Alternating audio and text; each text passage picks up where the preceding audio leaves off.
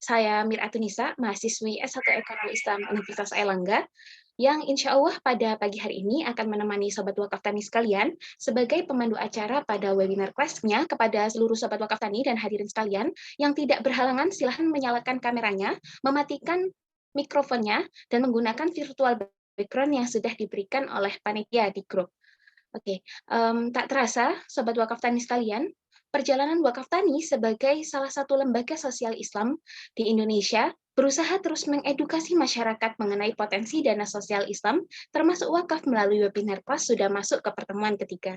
Pada pertemuan pertama, kita telah membahas mengenai investasi dunia akhirat dengan wakaf mustarok. Kemudian di pertemuan kedua, kita belajar dari dua dokter hebat mengenai mengelola keuangan untuk rumah sakit agar rumah sakit tidak hanya berorientasi pada bisnis, tapi juga berorientasi pada sosial kemasyarakat. Bagi seluruh hadirin, Sobat Wakaf Tani sekalian yang ingin turut menyimak materi yang telah berlalu, bisa cek di YouTube channel kami di Wakaf Tani. Hadirin sekalian, Wakaf Tani hadir memberikan solusi krisis pangan di Indonesia melalui sedekah pangan produktif dan wakaf Al-Quran produktif. Selain itu, terdapat juga program wakaf lain, program wakaf uang produktif peternakan, dan program wakaf mustarok berjangka. Khusus di bulan Ramadan ini, terdapat berbagai program wakaf lain yang bisa program paket sedekah lebaran yatim dan sedekah kurma untuk jamaah masjid. Jadi bagi Sobat Wakaf Tani yang memiliki keluangan atau kelancaran rezeki bisa menyisihkan minimal 10.000-nya untuk membantu menyediakan pangan terbaik untuk keluarga butuhkan serta impian para hafiz di Indonesia untuk menghafalkan Al-Quran. Jadi gimana cara Kris yang akan ditampilkan oleh operator di layar atau dengan transfer rekening yang tertera di kolom chat. Nanti akan dibagikan di kolom chat. Sobat Wakaf Tani yang memiliki keluangan rezeki bisa mulai bersedekah bersama Wakaf Tani dengan cara scan kris yang sudah ditampilkan di layar.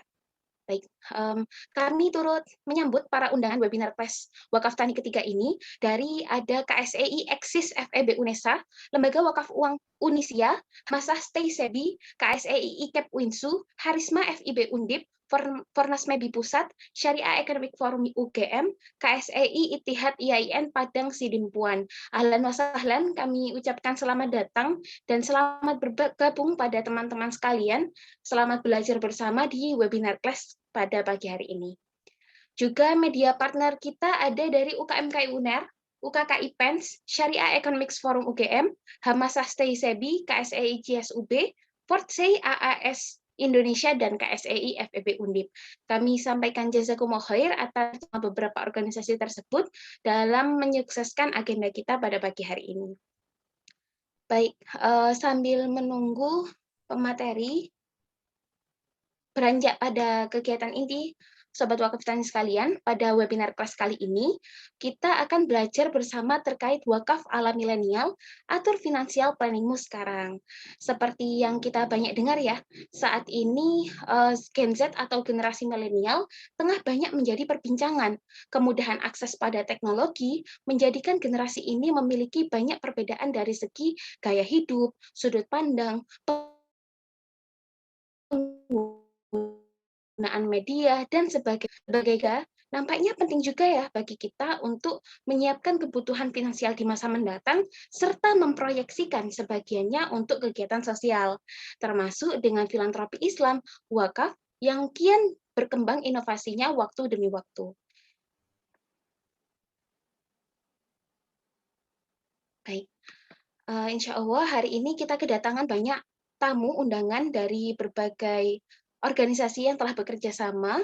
Kami ucapkan ahlan wa sahlan bagi teman-teman undangan lain, barangkali ada temannya yang belum bergabung, dipersilahkan untuk mengajak serta untuk segera bergabung di Zoom meeting kali ini. Sambil kita menunggu pemateri hadir di tengah-tengah kita, teman-teman yang ingin di bulan Ramadan ya, bulan penuh berkah, bulannya sedekah, barangkali ada yang mau menyalurkan sedekahnya,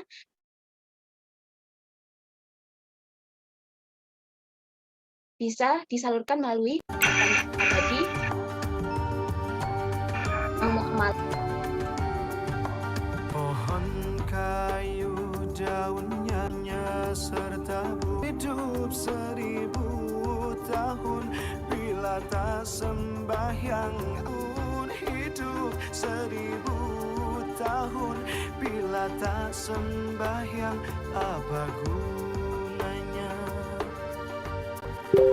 Kami bekerja sehari-hari untuk belanja rumah sendiri. Walaupun hidup 1000 tahun, bila tak sembahyang apa gunanya? Walaupun hidup 1000 tahun, bila tak sembahyang.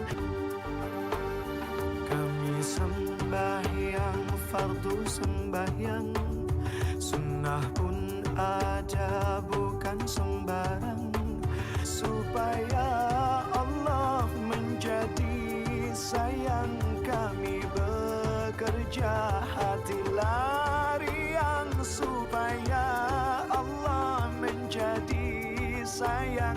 Kami bekerja hatilah riang.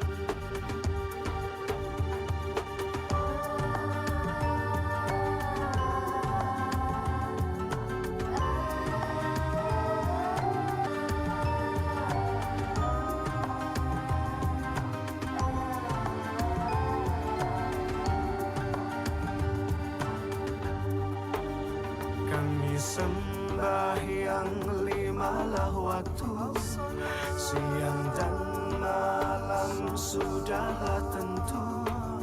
Hidup di kubur yatim piatu, tinggallah hidup di kubur yatim piatu, tinggallah seorang dipukul di Alhamdulillah, hari ini sudah bergabung di tengah, disampaikan jazakallah acaranya. Langsung aja teman-teman, alhamdulillah sudah datang di tengah-tengah kita Kak Greget Kalabuana, insya Allah akan selaku pemateri kita hari ini. Kita sapa dulu ya. Assalamualaikum Kak Greget. Waalaikumsalam warahmatullahi wabarakatuh. Alhamdulillah. Sehat Kak? Sehat, alhamdulillah sehat. Alhamdulillah, barakallah. Baik Kak, sebelum masuk ke sesi pematerian, teman-teman, izinkan kami menyampaikan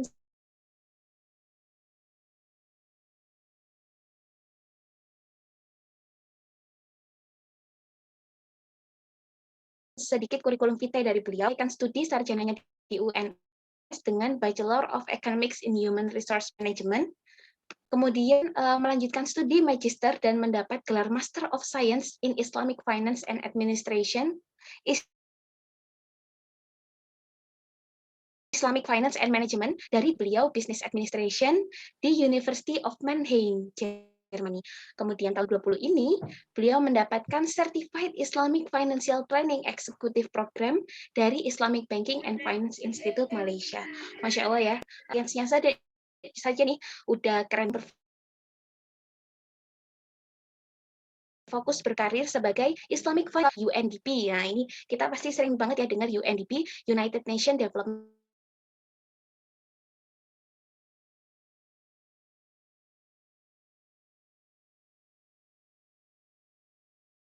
Programs. Beliau bagian dari UNDP ini Kak Greget, nanti di Instagram Greget Kalabuana atau di Facebook dan yang lainnya di sosial media beliau lainnya. Seperti itu. Nah, alhamdulillah karena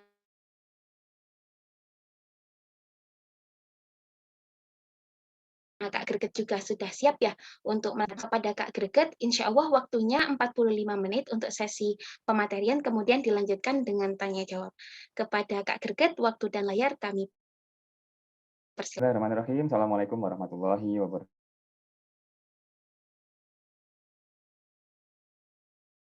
Selamat pagi, Mira Antun Nisa sebagai moderator. Alhamdulillah di hari Sabtu ya, jadi agak acara gitu ya. Jadi setelah ini kalian mau mudik, jadi mungkin akan jarang rame-rame di webinar, kemudian di seminar gitu. Dan alhamdulillah banget kita bisa ketemu di pagi ini di hari keberapa? Hari ke-21 ya.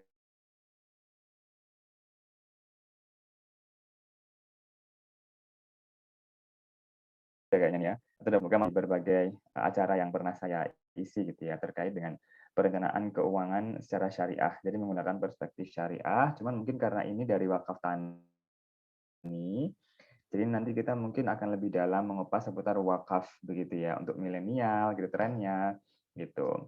Jadi terima kasih sekali untuk wakaf tani. Saya sebenarnya kurang kurang tadi kan nggak ikut di awal ya, jadi kurang tahu detailnya wakaf tani ini apakah wakaf khusus untuk pertanian, untuk para petani atau memang wakaf tani aja sekedar namanya tani tapi sebenarnya nggak ada hubungannya dengan pertanian. Nah, kalau emang ada hubungannya dengan pertanian itu bagus banget gitu karena memang sekarang sedang ada pendekatan bagaimana supaya wakaf ini bisa membantu krisis perubahan iklim lewat pendekatan pertanian. Jadi bagaimana para petani ini bisa menjadi petani-petani yang resilient ya, yang tangguh dibantu dengan wakaf, dengan instrumen-instrumen keuangan yang lain gitu ya. Plus juga supaya mereka tahan terhadap perubahan iklim baik dari finance, dari praktik pertaniannya, dari sosial begitu. Nah, mungkin kita bisa mulai dari sini ya. Ini harusnya 2022. Jadi kalau ada yang sudah berteman dengan saya, mungkin di media sosial sering lihat saya kadang-kadang nggak kadang-kadang sih sering sih gitu bikin Q&A gitu ya. Jadi banyak yang tanya dan salah satu pertanyaan yang menurut saya menarik adalah pertanyaan ini gitu tentang refleksi keuangan syariah Islamic Finance. Apakah sebenarnya dari awal ini saya itu memang punya niat untuk masuk ke sana atau nggak sengaja tercebur, tersandung gitu ya, ikut teman-teman, ikut tren gitu. Nah, jawabannya buat saya sendiri adalah call atau panggilan. Panggilan dari mana? Panggilan dari uh, industri gitu ya. Kenapa? Karena industri kita berkembang keuangan syariahnya. Jadi sekarang dibutuhkan talenta-talenta keuangan syariah. Dan keuangan syariah itu luas ya teman-teman. Jadi bukan hanya zakat, wakaf gitu, tapi juga ada pasar modal, ada apa namanya perbankan gitu ya, asuransi, yang sosial, komersial, teknologi dan lain sebagainya gitu. Nah itu Indonesia sedang berkembang karena memang rencana pemerintah menjadikan Indonesia sebagai salah satu hub untuk keuangan syariah. Lalu yang kedua panggilan dari Allah tentunya, karena saya merasa bahwa setiap kali saya kontemplasi, merenung gitu ya, pengen kembali ke background yang sebelumnya, misalnya manajemen, bisnis yang lebih umum, tahu-tahu ada orang yang ngajakin gabung di keuangan syariah industri. Jadi oh kayaknya emang kita harus belajar yang sensitif nih. Kita harus ngerti pesan-pesan. Oh ternyata ada mungkin memang Allah gitu ya menakdirkan kita untuk jalan ke sini gitu. Sama ibaratnya kayak orang nikah. Kita cintanya sama A gitu ya, tapi ujung-ujungnya nikah sama B ya berarti itu jodohnya kan gitu. Jadi kadang-kadang kita juga harus jadi orang yang sensitif gitu ya, bisa memaknai takdir doa perjalanan yang sudah ditentukan oleh Allah gitu. Lalu juga yang lain adalah panggilan dari hati nurani, karena memang ada ketertarikan bagaimana sih kita bekerja gitu ya, tapi juga sekaligus secara otomatis apa yang kita kerjakan itu secara langsung itu bagian dari dakwah gitu. Makanya karena background saya ekonomi dan finance, jadi ya saya pengennya ya ini bagian dari kontribusi saya terhadap agama. Oh berarti maksudnya ke keuangan dan ekonomi syariah gitu. Kita mulai dari sini, filosofi ekonomi dan keuangan syariah. Rekan-rekan di sini yang mungkin ngambil jurusan ekonomi atau keuangan syariah atau apapun namanya yang mirip-mirip di berbagai kampus gitu ya. Ini dari mana aja sih? Ininya apa pesertanya dari kampus mana nih kalau boleh tahu? Kalau dari undangan, insya Allah kami ngundang beberapa forum studi ekonomi Islam dari beberapa kampus, Kak, dari UGM, dari Oh, Undip, oke. UNER gitu. Oh, Mungkin jadi banyak kebanyakan ya. UNER Jadi ini. banyak ya. Nggak cuma dari UNER atau Undip atau UGM gitu, atau UNS atau UB. Nah, ini biasanya udah sering dibahas rancang bangun ekonomi keuangan syariah. Kenapa disebut rancang bangun? Ya karena bentuknya rumah, jadi bangunan gitu. Ibaratnya kayak ekonomi keuangan syariah sebuah disiplin ilmu atau sistem yang bersumber pada prinsip-prinsip Al-Quran dan Sunnah gitu ya, dan juga turunan-turunannya. Seandainya itu adalah bangunan, maka dia punya pondasi, pilar, dan tujuan. Gitu. Pondasinya apa? Jelas pondasinya adalah akidah gitu. Akidah ini maksudnya bagaimana? Akidah keyakinan terhadap Tuhan yang Maha Esa. Sorry, ini ada kucing, saya ikut seminarnya. Aduh. Nah, akidah. Jadi akidah ini misalnya kita kan yakin pada Allah gitu ya, keesaan Allah. Tapi bukti atau implikasi secara real di lapangan itu bagaimana gitu? Oh, misalnya kita punya pemahaman bahwa apa yang kita lakukan diawasi sehingga perlu dipertanggungjawabkan termasuk dalam proses bisnis gitu. Jadi harus ada transparansi, ada accountability, ada tata kelola yang baik, good governance begitu. Jadi sampai sampai ke dalam kehidupan bisnis atau usaha kita. Jadi bukan hanya sekedar sholat puasa selesai gitu. Kita yakin itu untuk Allah. Tapi dalam kehidupan sehari-hari kita belajar gitu ya, bekerja itu juga harus dijiwai gitu. Lalu ada syariah, itu jelas ya hukum Islam. Lalu ada akhlak, tindak tanduk yang menuju pada kebaikan kebajikan, kesetiakawanan atau ukhuwah persaudaraan. Itu pondasinya. Nah, ada pilarnya juga. Ada keadilan, keseimbangan, kemaslahatan. Keadilan misalnya apa ya? Tidak mengeksploitasi sumber daya alam, atau sumber daya manusia, tidak sewenang-wenang gitu ya. Keseimbangan, keseimbangan itu ada banyak, ada dunia akhirat gitu, keseimbangan material spiritual, individu dan sosial gitu ya, kerja dan keluarga dan lain-lain bentuknya. Kemaslahatan, kepentingan orang banyak. Nah, semua itu menuju pada tujuan, yaitu sukses di dunia dan akhirat. Jadi kalau kita bicara soal ekonomi syariah atau dalam hal ini konteksnya adalah keuangan perencanaan keuangan syariah gitu ya. Berarti yang menjadi orientasi kita itu tidak hanya di dunia, tidak hanya kaya, tapi kita juga selamat di akhirat. Jadi bagaimana kita spending uang kita, mengumpulkan harta kita itu juga selalu diikuti dengan pemahaman bahwa ini nanti akan sampai ke akhirat gitu. Makanya ada yang bilang harta dibawa mati. Ya benar sebenarnya gitu ya, bukan fisiknya, bukan materi hartanya, tapi apa yang dilakukan dengan harta itu, termasuk kayak misalnya wakaf gitu. Wakaf itu kan sebenarnya sedekah jariah ya, jadi itu juga otomatis menjadi reward ketika nanti kita mati. Nah, di dalam ekonomi syariah itu ada 3 sektor gitu ya. Yang sektor itu nggak terputus, jadi saling menggerakkan dan ketiganya terhubung gitu, terkait. Ada financial sector, ya sektor keuangan gitu ya, yang selama ini ada di kehidupan kita, perbankan, asuransi, microfinance gitu ya, terus kemudian apalagi misalnya yang mirip-mirip pasar modal gitu. Nah itu ketika harusnya gini, kalau misalnya dia bertumbuh, maka mestinya dia juga akan menggerakkan sektor realnya. Jadi ketika ada proses investasi, maka harusnya di dalam kehidupan real di lapangan, project, sektor real itu berjalan gitu. Sehingga itu disebut sebagai akselerator. Ketika financial sektornya naik, harusnya real sektornya juga naik, sehingga dampaknya dirasakan oleh masyarakat gitu. Nah, ketika financial sector itu naik gitu, mestinya juga ada excess ya, ada imbal hasil atau bagi hasil atau return dampak finansial yang diperoleh melalui sosialnya. Jadi kayak misalnya semakin banyak perbendaharaan harta kita, semakin banyak juga zakatnya, mestinya kan gitu. Jadi secara tidak langsung mereka saling menggerakkan. Ketika sosial itu bergerak, maka masyarakat akan menjadi masyarakat yang mendekati madani. Mereka menjadi masyarakat yang dijamin proteksinya, perlindungannya, kesejahteraannya menggunakan sosial tadi, sehingga mereka bisa berbisnis. Nah, realnya bergerak, realnya bergerak gitu. Nah, harusnya seperti itu. Tapi kalau kita menggunakan pendekatan ekonomi kapitalis gitu, yang bergerak hanya kapitalnya saja gitu. Jadi kita melihat pertumbuhan ekonomi bla bla bla sekian, tapi realnya apa? Masih banyak orang yang nggak bisa beli A, B, C, kebutuhan dasar gitu ya. Karena memang ya fokusnya hanya meningkatkan pertumbuhan angka-angka finansial atau ekonomi saja gitu. Nah, ini yang di dalam keuangan syariah itu harusnya saling terkait dan saling menggerakkan gitu. Nah, ini harusnya nanti kita buktikan benar apa enggak seperti itu. Nah, dari tadi yang bangun yang di awal tadi ada prinsip-prinsip turunan yang membedakan keuangan syariah atau ekonomi syariah dari keuangan atau ekonomi konvensional gitu ya. Ya prinsip-prinsip dasar ada tauhid, tadi sudah dibahas ya, akidah tauhid, ketauhidan, keesaan Allah gitu. Adil, keadilan, nubuwah itu keteladanan terhadap meneladani nabi lah gitu. Khalifah, kepemimpinan, ma'at itu hasil. Dari 5 prinsip dasar itu diturunkan dalam prinsip yang khusus gitu, yang membedakan keuangan syariah atau ekonomi syariah dengan keuangan atau ekonomi konvensional. Ada multiple ownership. Maksudnya apa? Di dalam ekonomi syariah itu ada kepemilikan yang diakui itu bermacam-macam. Kepemilikan individu, kepemilikan kelompok atau masyarakat, kepemilikan negara, misalnya begitu. Tapi kalau di kapitalis, yang kuat yang punya, yang menang gitu kan.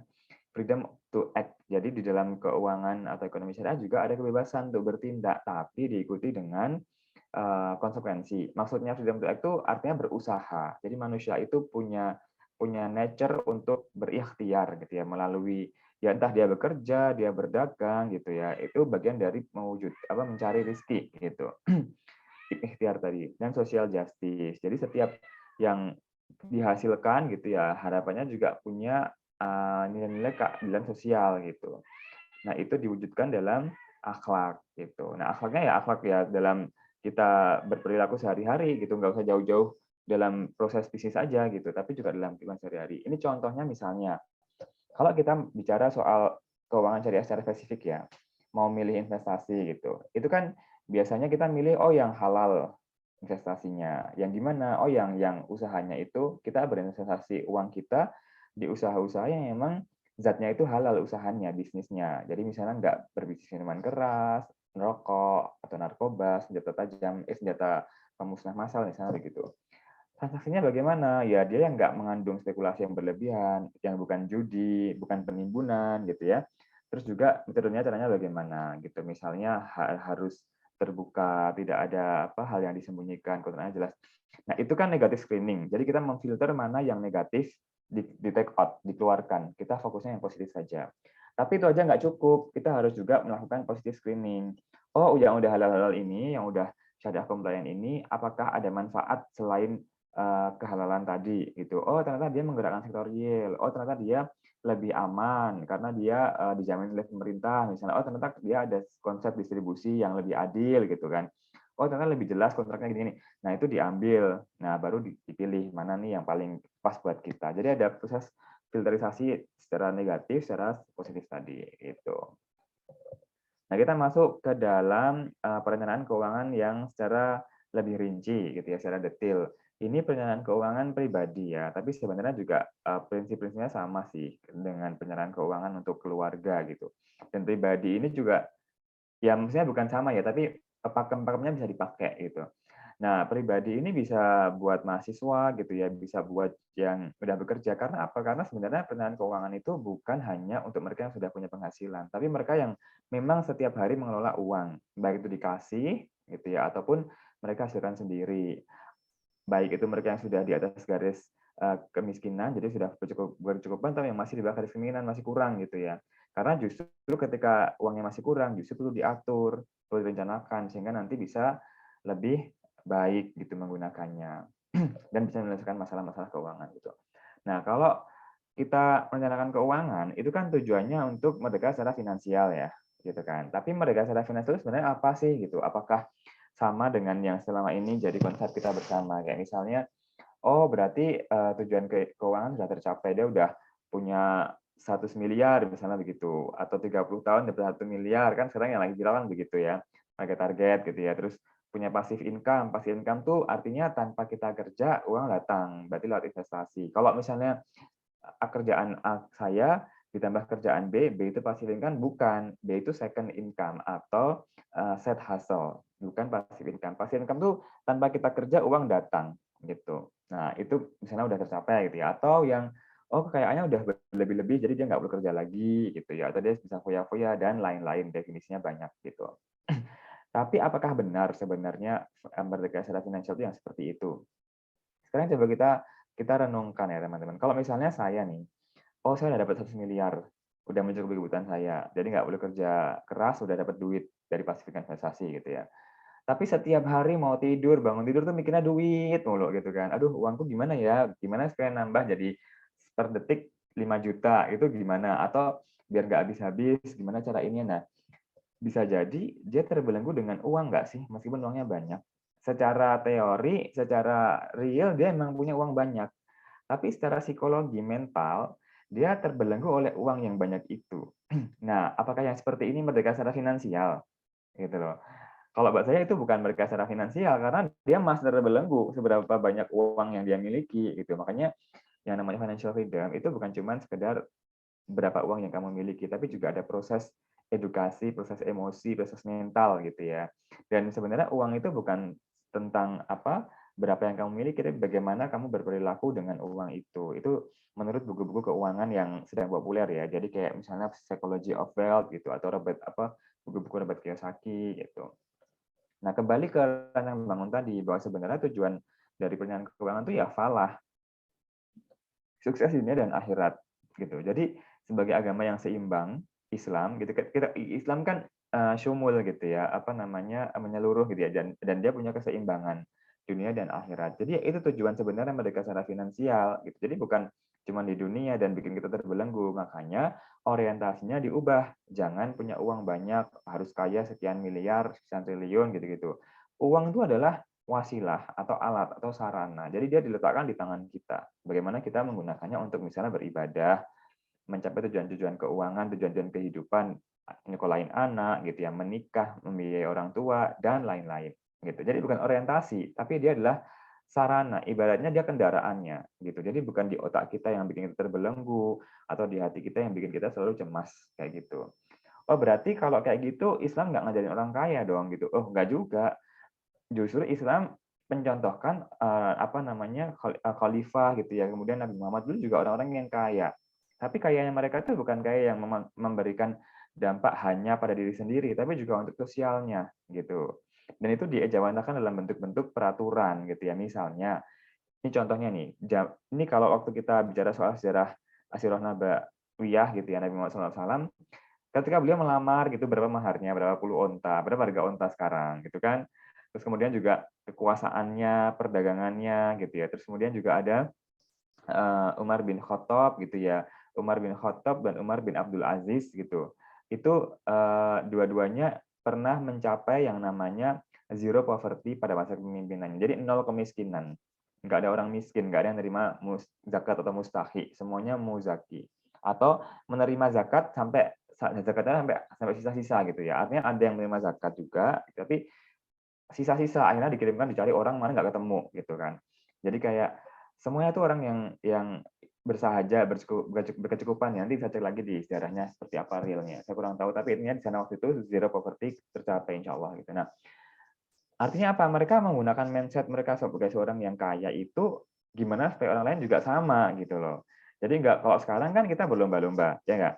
Jadi ya pokoknya nyari duit supaya ya aku selamat duluan, ya nggak apa-apa, tapi paling nggak mikirin juga sekitarnya gitu. Makanya ada konsep zakat. Nah, tadi tidak poverty tadi itu pakai zakat gitu, pakai zakat, tapi nggak cuma zakat, tapi juga ada restrukturisasi birokrasi gitu ya. Kemudian pembuatan budget negara atau APBN yang baik gitu ya, pengenalan entrepreneurship, sehingga didukung juga oleh mindset dan perilaku dan sistem gitu loh di dalam negaranya gitu. Terus beliau sendiri misalnya Umar bin Khattab, berapa ladangnya diwariskan gitu kan. Terus juga Abdurrahman bin Auf, ada Mansa Musa yang kemarin di Afrika yang juga raja yang kaya raya gitu, Utsman bin Affan gitu. Terus juga waktu zaman Abu Bakar As-Siddiq itu ada yang namanya guaranteed minimum basic income. Jadi setiap individu, perempuan laki-laki itu mendapatkan bayaran dari pemerintahnya untuk menjaga supaya mereka memenuhi standar minimum kebutuhan mereka. Sehingga ketika mereka bekerja, mereka tuh milih pekerjaan, bukan merendahkan harkat martabatnya sehingga ya udahlah aku kerja ini nggak apa-apa lah gitu. Akhirnya nanti menggadaikan apanya lah gitu. Bahkan sampai menggadaikan keimanannya kan kayak gitu ya. Nah, itu konsep-konsep yang secara teori sekarang digali lagi gitu. Misalnya ada universal basic income gitu ya untuk membantu orang-orang yang kemarin terdampak COVID, apakah negara perlu menjaga setiap orang dengan basic income, dari mana gitu. Nah, ternyata itu konsep Islam dulunya gitu. Maksudnya sudah pernah dilakukan oleh orang-orang Islam terdahulu gitu. Nah, kembali ke merdeka secara finansial. Jadi, cara untuk kita merdeka secara finansial dengan orientasi akhirat tadi itu dengan bekerja. Tapi setelah bekerja diikuti dengan qanaah. Jadi kita punya rasa cukup dengan apa yang Allah berikan. Nah, ini kan contohnya kan semua laki-laki ya. Tapi di beberapa konten saya yang ada di Instagram atau Facebook itu juga saya menjelaskan tentang yang perempuan. Kayak misalnya ada komisaris wanita yang sangat kaya raya, istrinya Nabi Muhammad SAW, Siti Khadijah gitu ya. Kemudian juga ada di lingkungan sahabat Nabi juga yang seorang istri yang dia bekerja, punya industri rumahan, gajinya lebih baik daripada suaminya. Sehingga dia ikut membiayai kebutuhan rumah tangga. Ada juga ulama terkemuka gitu ya, perempuan. Nah, itu banyak. Jadi nggak cuma laki-laki, perempuan juga bisa gitu. Ini untuk menjustifikasi nanti ketika perempuan nggak boleh mencari harta, nggak juga gitu. Ada kok contohnya gitu. Nah, jadi karena orientasi kita bukan lagi uang, tapi sukses dunia dan akhirat, selamat dunia akhirat dengan perencanaan keuangan, merdeka finansial seperti itu, maka proses perencanaan keuangan itu bagian dari ibadah. Kenapa disebut bagian dari ibadah? Karena yang kita lakukan memang praktiknya adalah ibadah. Kayak misalnya bikin budgeting untuk masak, untuk keluarga, untuk perencanaan haji, umroh, gini-gini gitu, anak-anak gitu ya. Terus kita bayar zakat, pajak, bayar wakaf, sedekah, nyiapin warisan, itu kan bagian dari ibadah juga tuntunannya, ya kan? Apalagi kalau kita punya orientasi merdeka finansialnya di dunia dan akhirat, berarti otomatis itu sesuatu yang memang diajarkan oleh Islam gitu ya, wajib kita harusnya kita punya rasa bahwa kita wajib selamat dunia dan akhirat gitu. Gitu. Nah, contohnya misalnya ya, kayak penyerahan keuangan atau perilaku-perilaku yang sesuai dengan apa yang kita bahas tadi, conscious mind. Jadi ketika menggunakan uang itu kita benar-benar dalam kondisi yang sadar. Tahu, oh uang yang aku keluarkan segini gitu. Tujuannya apa? Meaningful spending ketika belanja, uang yang dibelanjakan itu bermanfaat. Misalnya gini, yang perempuan sudah punya 30 jilbab di lemari, bahkan dipakainya juga nggak sebaris sekali. Masih pengen beli aja gitu di mall. Meaningful spending nggak? Mungkin nggak, karena udah punya. Jadi meaningnya apa? Gitu. Sama juga dengan yang laki-laki. Punya sepatu 50 pasang, padahal juga nggak dipakai setiap hari. Bahkan kadang ada yang kesempitan, kadang nggak dipakai, jamuran, dan lain-lain. Gitu. Jadi kayak nggak ada gunanya gitu loh. Terus kemudian greater fulfillment. Jadi kalau misalnya kita mendapatkan sesuatu karena kita bekerja, itu kepuasannya lebih berbandingkan ketika hanya mendapatkan dikasih gitu. Jadi itu penelitian ilmiah juga begitu. Jadi ada perasaan kepuasan yang lebih besar ketimbang kita hanya dikasih. Makanya kita bekerja gitu sehingga mendapatkan rezeki yang kita makan dari hasil tangan sendiri diikuti dengan perasaan qanaah tadi gitu. Nah, kita masuk ke penyerahan keuangan dulu.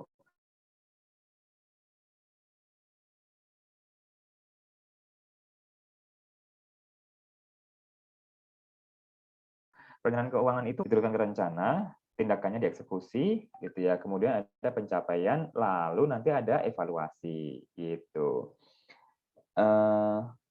Nah, cara mengelola uang, itu juga bagian dari arti perencanaan keuangan.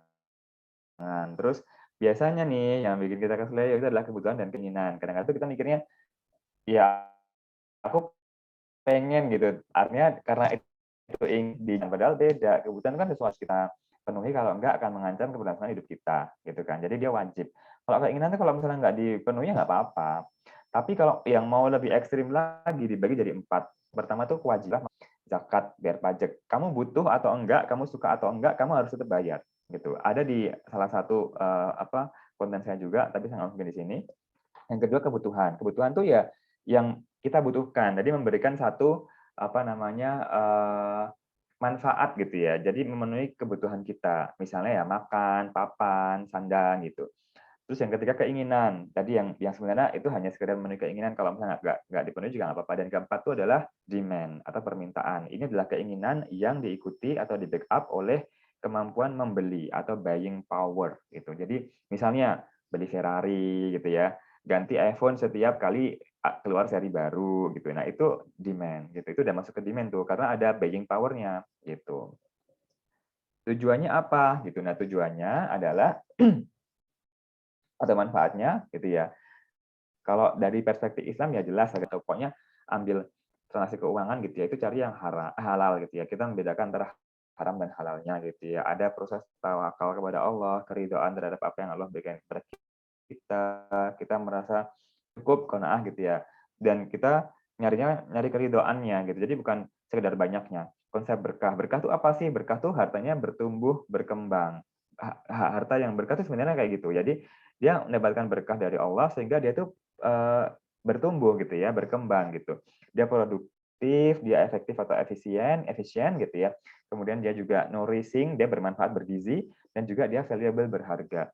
Kan ada ya kayak orang yang hartanya tuh banyak tapi kok habis aja gitu loh, kayak nggak cukup aja. Tapi ada juga yang sedikit tapi mencukupi. Ada misalnya bapak yang mohon maaf ya tukang beca, tapi dia happy aja gitu jalanin hidupnya. Karena apa? Karena dia merasa cukup dan ada keberkahan di situ. Karena dia merasa cukup, dia bersyukur sehingga turunlah berkah. Lalu ada skala prioritas. Lalu yang kedua, supaya keuangannya stabil dan terjaga. Jadi misalnya kita tahu kondisi keuangan kita bisa mengantisipasi nih kalau ada masalah gitu ya. Kita menyesuaikan gaya hidup kita. Jangan BPJS gitu. Biaya pas-pasan, jiwa sosialita gitu. Terus kemandirian secara finansial. Jadi nggak menggantungkan diri ke orang lain gitu. Terus persiapan kehidupan selanjutnya. Nah, ini yang nggak ada di perencanaan keuangan secara konvensional. Jadi kalau di konvensional kita nggak mikir nanti setelah kita mati itu ada nggak tuh pertanggungjawaban gitu, bagaimana orang-orang yang kita tinggalkan kayak gitu. Tapi kalau di keuangan yang syariah gitu, yang penyandang keuangan syariah ya ada, makanya ada waris gitu. Makanya kalau misalnya kita nanti meninggal, kita memastikan bahwa kehidupan yang kita tinggalkan itu anak-anak, istri gitu, itu juga dalam kondisi yang layak sendiri, nggak merepotkan orang lain gitu. Nah ini sebentar, ini tips ya, tipsnya itu yang pertama caranya nih, pertama ukur kondisi keuangan saat ini. Jadi misalnya berapa sih pendapatan kita gitu, pengeluarannya berapa, apakah ini surplus, defisit atau balance gitu. Setelah itu susun tujuan keuangan. Jadi misalnya nanti mau investasi, budgeting, spending, nabung, dana darurat, asuransi itu disusun. Bukan itu sih, tujuan keuangan itu maksudnya kita mau ngapain dulu gitu. Oh ini buat wisuda, oh ini buat perencanaan menikah, buat anak, buat naik haji gitu ya. Baru diturunkan ke dalam tadi pilihan-pilihan tadi. Identifikasi tindakan alternatif. Jadi kita harus selalu punya alternatif. Maksudnya kalau misalnya ini nggak bisa, harus gimana gitu, dan dievaluasi gitu. Kira-kira bagaimana konsekuensinya gitu. Setelah itu ada eksekusi rencana tadi, dieksekusi, dilakukan gitu ya. Baru setelah itu ditinjau secara berkala. Jadi misalnya nih dalam 3 bulan nih, Januari, Februari, Maret gitu ya, ternyata kok polanya beda-beda ya, selalu ada pengeluaran yang out of control gitu. Bisa jadi karena itu setiap bulan itu ada gitu ya, berarti itu adalah pattern, itu adalah pola yang mestinya direncanakan juga gitu. Berarti bukan lagi out of control dong, harusnya nanti di bulan berikutnya karena udah direncanain gitu. Nah, kalau saya, pengalaman pribadi saya gitu, itu biasanya kalau menyusun penyelenggaraan keuangan gitu ya, itu saya menggunakan bukan model ya, namanya apa ya, cara gitu ya. Jadi prioritas gitu dari kewajiban, operasional, dan masa depan. Saya membaginya jadi 3 itu. Kewajiban itu apa? Kewajiban itu yang menyangkut hak orang lain, jadi harus ditunaikan. Misalnya zakat, pajak, utang juga hak orang lain kan gitu. Cicilan, tanggungan, orang tua, sedekah gitu. Operasional itu yang sekarang saya butuhkan, misalnya akomodasi gitu ya, transportasi, komunikasi, hiburan, lalu masa depan yang buat proteksi, asuransi, investasi, tabungan gitu ya. Nah, mungkin juga bisa masa depan dulu baru yang operasional. Nah, karena yang operasional itu bisa kita irit-irit sekarang gitu kan. Atau pakai juga yang cara-cara rasio. Ini yang sering juga dipakai oleh perencanaan keuangan secara umum gitu ya. Jadi 10% buat apa, 20 buat apa, 30, 40, atau 10, 20, 20, 50. Terserah gitu. Yang penting teman-teman tuh ngerti gitu sesuai dengan kebutuhan. Nah, tapi biasanya ada batas bawahnya gitu ya. Kayak misalnya kalau tabungan ya minimal 10% lah dari spending kita gitu. Atau cicilan jangan lebih dari 30%, atau makin kecil makin bagus gitu. Oh, untuk kehidupan 40% kalau bisa gitu ya. Oh, ada kebaikan 10%, buat zakat 2,5% gitu. Kalau mau investasi itu nggak wajib ya. Investasi itu untuk teman-teman yang sudah punya dana darurat, sudah punya tabungan, baru investasi. Dan dananya itu nganggur. Jadi jangan kemudian utang buat investasi, itu nggak benar. Meskipun sekarang banyak yang ngajarin investasi, dan di dalam Islam juga diajarin investasi. Kenapa? Karena kalau kita cuma nabung tuh kalau udah sampai ke nisab 85 gram emas, sekitar 85 juta, itu harus dizakati kan. Gitu. Nah, ketika nabung kan disimpan doang ya, mengendap. Lama-lama kan habis sampai kembali ke nisab tadi. Karena ya tiap tahun harus dibayarkan nisabnya, zakatnya 2,5%. Tapi kalau investasi dia diputar. Sehingga bisa zakat lebih banyak, tapi juga bertumbuh hartanya. Tapi kan caranya juga yang benar, bahwa dia juga harus sudah aman dulu, terprotek dulu dengan asuransi atau dengan yang syariah tentunya, dengan dana darurat, punya tabungan, baru dia investasi gitu. Nah, investasi itu juga macam-macam ya teman-teman ya, ada tingkatannya gitu. Yang pokoknya gini, investasi itu logikanya ada risk, ada return. Jadi kalau ada return yang besar, pasti risikonya juga besar. Jadi nggak mungkin kalau misalnya nggak ada risikonya kok, tapi imbasnya gede banget, itu dari batas spekulasi gitu. Jadi pokoknya itulah gitu, dan bisa jadi itu ilegal gitu. Jadi kita lihat dari dua sisi sudut pandang. Jadi dari syariahnya bagaimana, dari aturan dari OJK bagaimana. Itu kalau bisa instrumenan gitu. Tangan paling aman karena ya jelas dia hampir minim, nggak ada resiko ya karena dijamin sama LPS misalnya gitu. Dan tapi juga imbasnya dikit, bagasnya paling berapa sih, maksimal 2% kan, mungkin kan sekira-kira gitu. Terus deposito baru yang itu suku ini kenapa lebih rendah resiko, karena dijamin oleh pemerintah, yang dikeluarkan oleh pemerintah ya sukunya ya.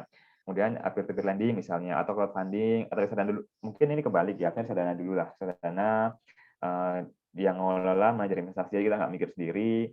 Atau kalau udah punya literasi sendiri, udah paham tentang investasi,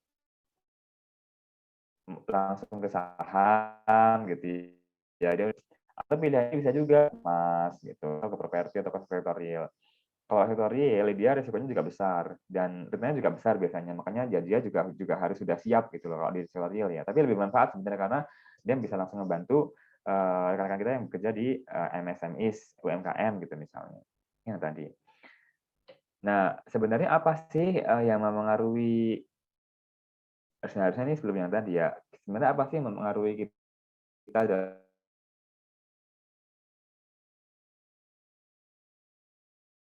dengan keuangan gitu? Ada empat hal. Bagaimana Islam mengajarkan itu? Oh, misalnya nabung itu harus yang di bank syariah, misalnya gitu. Oh, harus bayar zakat dan pajak dengan pajak doang gitu. Oh, harus nyisihin buat darurat karena memang kita harus nge-backup diri kita gitu ya untuk hal-hal yang di luar kendali kita kayak gitu. Lalu yang kedua peristiwa penting misalnya ya mau menikah gitu, punya anak. Ketika menikah perencanaan keuangan itu pasti berubah. Karena apa? Karena menikah itu bukan hanya menyatukan resource ya, tapi juga berbagi kewajiban gitu. Jadi pasti akan ada perubahan. Makanya penting juga ngomongin dengan pasangan. Gitu. Nah, itu secara spesifik saya juga bikin konten untuk yang menikah. Nanti bisa cek sendiri di media sosial, Money and Marriage judulnya. Lalu gaya hidup yang bagaimana yang sesuai dengan kebutuhan dong. Dalam Islam itu diajarin living below your means. Jadi hiduplah di bawah garis kemampuanmu. Jadi kita paling nggak maksimal tuh sesuai dengan kemampuanmu lah gitu. Jadi jangan kemudian nggak mampu hanya karena peer pressure, social pressure gitu ya, biar nggak dibilang ketinggalan, akhirnya maksain utang gitu kan, nipu gitu.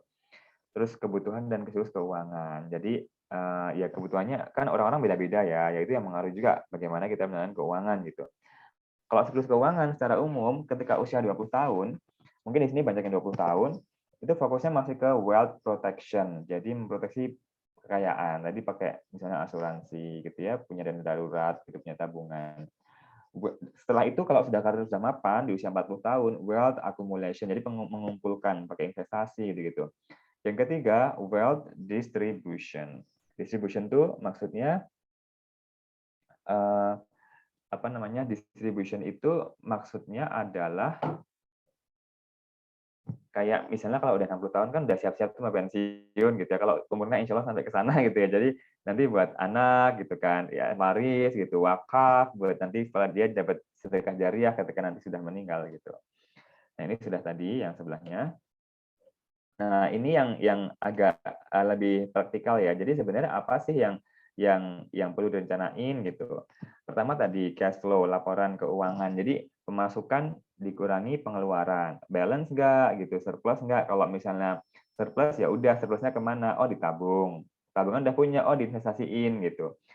Oh defisit nih, defisit berarti kurang kan? Oh berarti harus ada yang dikurangi nih pengeluarannya atau kalau enggak nambah penghasilan kayak gitu. Oh udah sama aja balance, oh ya udah gitu. Tapi tetap paling enggak tuh kita semua berharap surplus gitu. Nah kemudian juga ada perencanaan untuk akumulasi dan preservasi tadi, maksudnya mengumpulkan lewat investasi tadi. Investasi itu bisa dengan cara dikit-dikit tapi jangka panjang, namanya dollar cost averaging gitu ya. Jadi investing dikit-dikit gitu. Atau jangka panjang investing over time gitu, atau lump sum investing.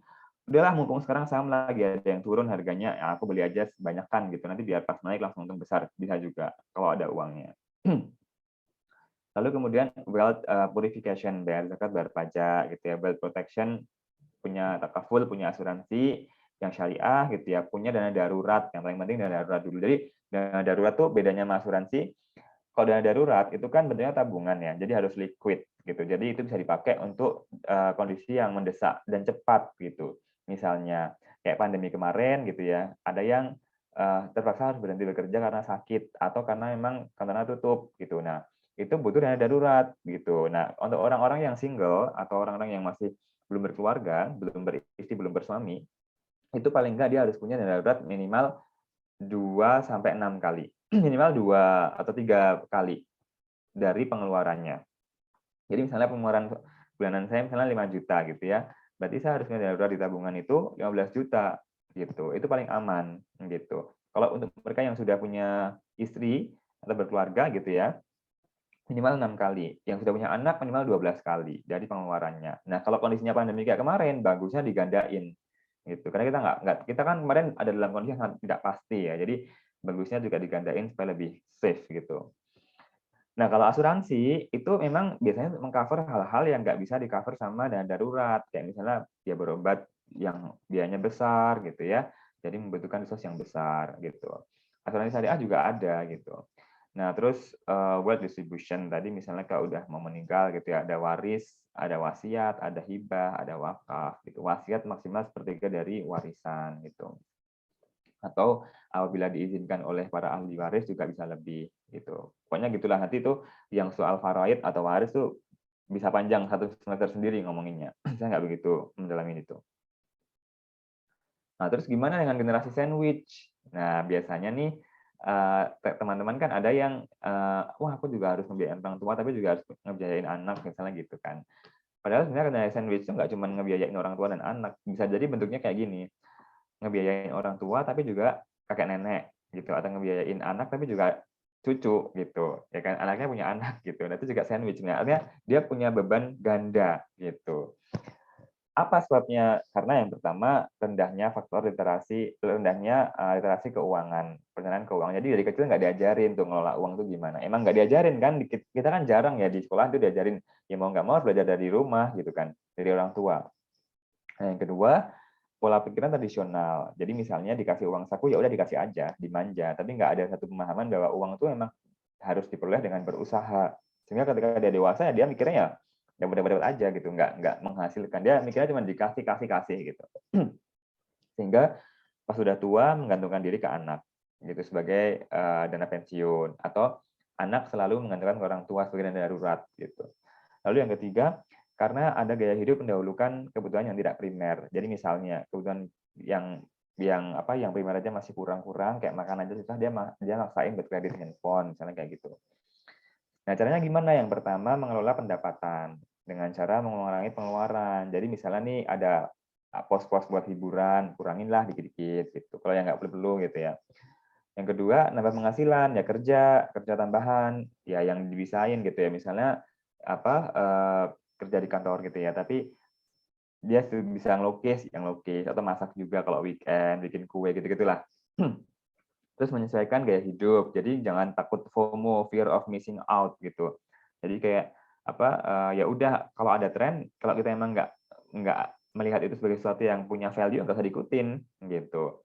No follow. Follow itu maksudnya fear of losing out. Kalau misalnya udah punya investasi gitu ya kita harus cermat, misalnya investasi ya, cermat supaya investasi ini bertumbuh, tapi juga jangan sampai jangan terlalu diikuti dengan perasaan aduh gimana kalau rugi ya, itu kan konservatif ya. Ya nggak apa-apa kalau emang kita memang profilnya adalah investor yang konservatif, tapi paling nggak kita juga harus punya perencanaan supaya bertumbuh gitu loh. Jadi jangan cuma invest sekedarnya gitu, karena ada perencanaan yang sebenarnya jadikan tujuan kenapa kita harus berinvestasi. Misalnya, oh aku investasi itu karena pengen punya tabungan buat anak, pendidikan anak gitu. Jadi mikirnya oh kayaknya yang paling pas itu yang ini deh, reksadana yang ini gitu, yang syariah tapi yang ini misalnya gitu kan dihitung bisa gitu ya. Jadi pastikan bahwa kita juga harus logik ya, jangan kemudian terus selalu takut aku mau investasi tapi aku takut kehilangan uang, ya jangan investasi kalau kayak gitu. Karena investasi itu pasti ada risiko, di mana risiko itu ada risiko kehilangan kan berarti itu. Menyiapkan dana darurat dan tabungan pensiun. Nah, ini dari kita sendiri, supaya nanti kita nggak ngerepotin orang atau keturunan kita, ya kita punya tabungan pensiun dulu, dana darurat, gitu. Lalu juga meningkatkan literasi keuangan anggota keluarga, gitu.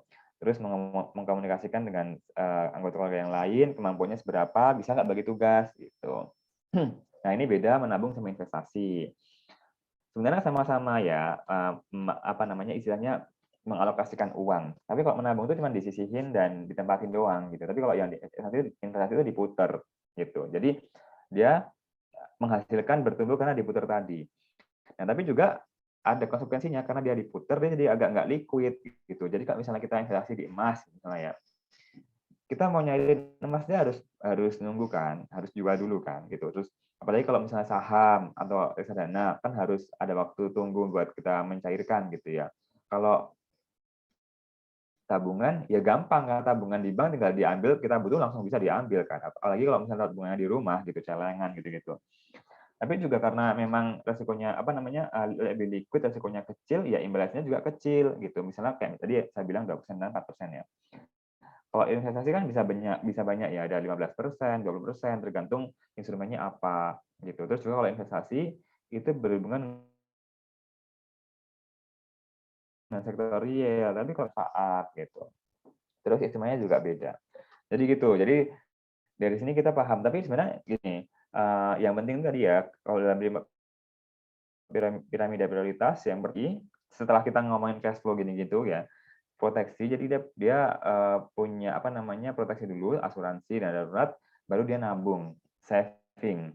Setelah nabung baru investasi. Jadi urutannya begitu. Jadi jangan maksain investasi kalau nggak punya proteksi gitu. Nah ini beberapa yang bisa dicek nanti di Instagram atau di Facebook juga ada Islamic Financial One,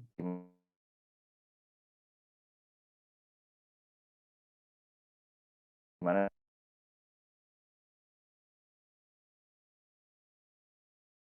riba gitu ya. Nah ini contoh, ini kita udah hampir selesai. Jadi contoh simulasi perencanaan keuangan ini individu gitu ya. Misalnya ada seseorang yang gajinya itu 10 juta, tunjangannya 1 juta, honor 2 juta. Nah pada bulan itu dia dapat 13 juta penghasilannya gitu ya. Terus pengeluarannya ini pakai cara yang tadi saya sebutkan dimulai dari kewajiban dulu, zakat, pajak orang tua, jalan motor gitu ya, baru yang operasional, sewa akomodasi, utilitas, gini-gini, terus baru ke yang masa depan, asuransi gitu. Nah, total pengeluarannya sekian juta. Ternyata ada sisa nih, sisanya 1,295. Dia pakai buat ditabung 500.000, investasi 795. Jadi posisi kasnya adalah sehat karena dia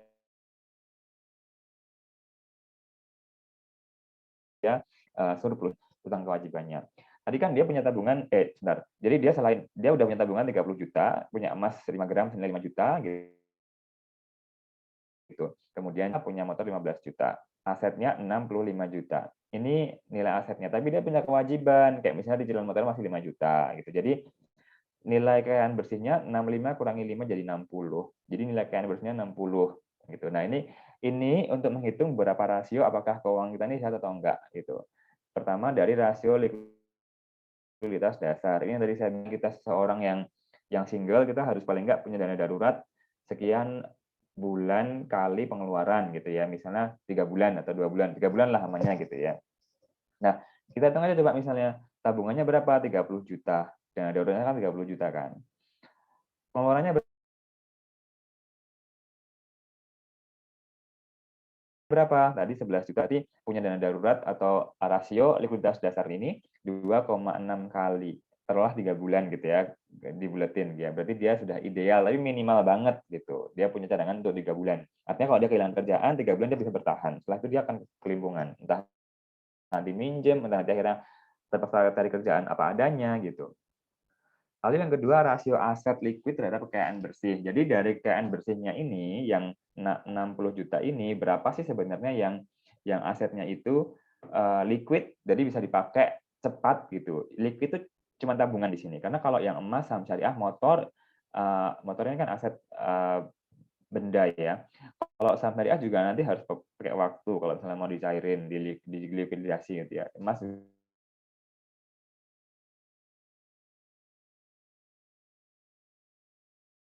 juga kan gitu. Jadi dengan kekayaan bersih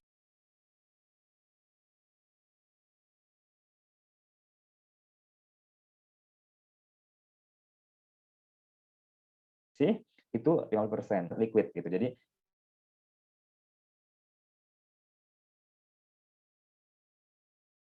50%, padahal minimal 16. Asetnya ini bisa mengcover utangnya. Asetnya kan tadi berapa? 65 juta ya asetnya yang di atas ini itu. Utangnya berapa? Utangnya kan 5 juta, utang cicil motor aja. Jadi dari aset-asetnya yang dia miliki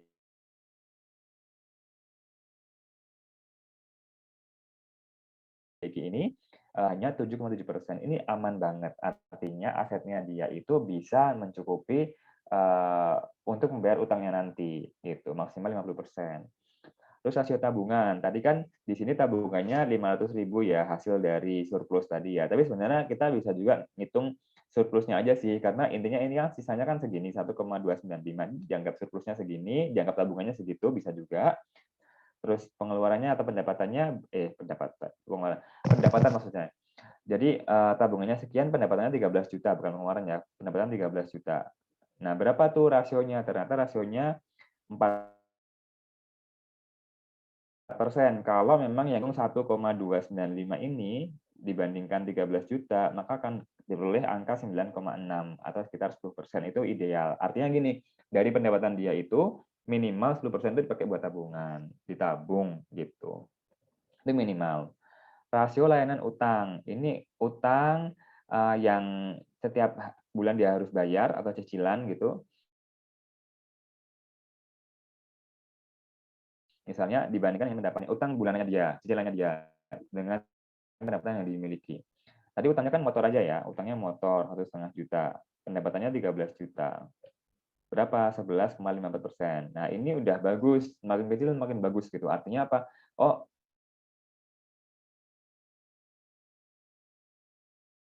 ya pendapatan dia itu cukup. Biasanya bukan ideal ya, tapi mungkin maksimal maksimal kalau buat saya maksimal 30% lah ya biar aman. Jadi jangan dibikin-bikin terlalu besar gitu. Nah, sekarang kita yang ketiga kita bikin tujuan keuangan. Misalnya mau naik haji gitu ya. Tahun taruhlah misalnya sekarang tahun 2022 ya.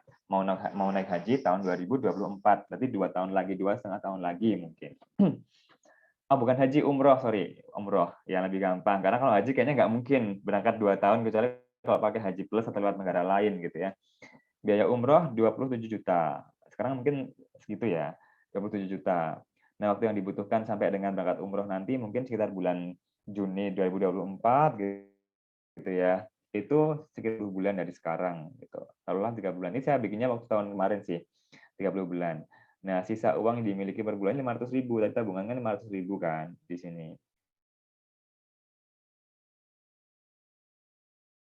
500.000. Kalau misalnya dia setiap bulan nabung 500.000 dikali 30 bulan, maka diperoleh 15 juta. Ini masih kurang buat biaya umrohnya dia. Kurangnya berapa? 12 juta. Gitu. Kurang 12 juta. Terus gimana dong? Oh, dia punya punya ini kok, punya apa namanya penghasilan yang lain gitu. Untuk mencukupi kebutuhan ini. Oh ya udah, berarti dia pernah penghasilan kan. Nggak punya penghasilan tambahan. Oh, berarti harus ada yang dikeluarin nih, Pak. Harus harus ada yang dikurangin nih. Yang 1 juta kayaknya kebanyakan, mungkin cuma 100.000 deh gitu. Mungkin dekat ke rumah aja atau ngumpul sama keluarga yang murah gitu. Dikurangin. Atau kalau nggak juga, nggak ada yang dikurangin, nggak bisa dikurangin, dilikuidasi asetnya. Jadi dicairkan. Kayak tadi punya emas kan, emas 5 juta gitu ya, itu bisa dijual gitu. Nah, ngomong soal emas, emas tuh juga aset yang lumayan menarik gitu karena dia stabil, cenderung stabil, relatif meningkat harganya. Ini kita bandingkan ya, tahun 2010 ongkos naik hajinya itu 31 juta.